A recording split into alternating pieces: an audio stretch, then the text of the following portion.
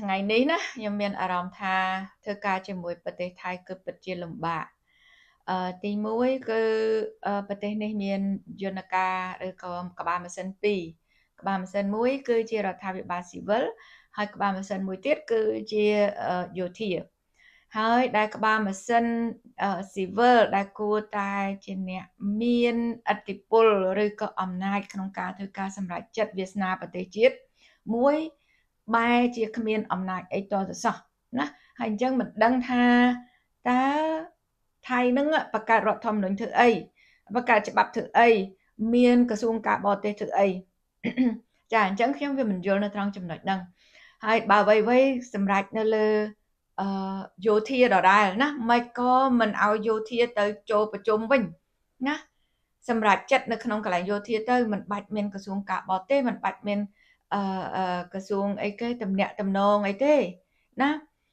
ហើយអញ្ចឹងឲ្យវាចប់តែមួយកុំឲ្យទៅជជែកគ្នាហើយខាងស៊ីវិលនិយាយផ្សេងសន្យាផ្សេងធ្វើផ្សេងដល់ពេលមកដល់អនុវត្តជាក់ស្ដែងនៅតែជាយោធាថៃជាអ្នកសម្រេចដដែលហើយរដ្ឋាភិបាលស៊ីវិលនៅតែគ្មានសមត្ថភាពដដែលគ្មានអំណាចគ្មានសមត្ថភាពអីទាំងអស់ហើយអញ្ចឹងមើលជាក់ស្ដែងណាយើងប្រជុំនៅកូឡាឡឹមពួរថ្ងៃទី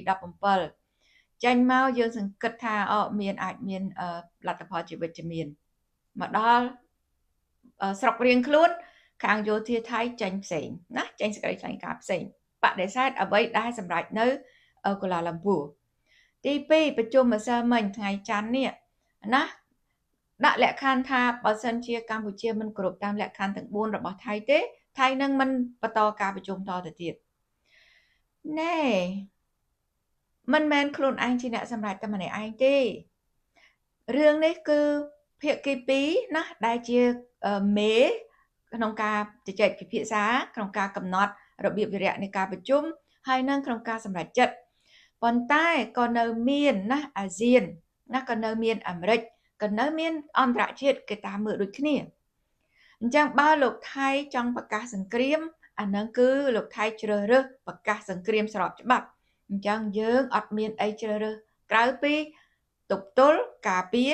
និងឆ្លើយតបទៅសង្គ្រាមវិញពីព្រោះយើងបានធ្វើអស់ហើយតាមផ្លូវការទូតតាមផ្លូវច្បាប់ស្មុតពីព្រោះយើងអត់ចង់សង្គ្រាមទេតែបើថាសម្រេចចិត្តថៃនេះជ្រើសរើសយកសង្គ្រាមយើងក៏អត់ខ្លាចដែរ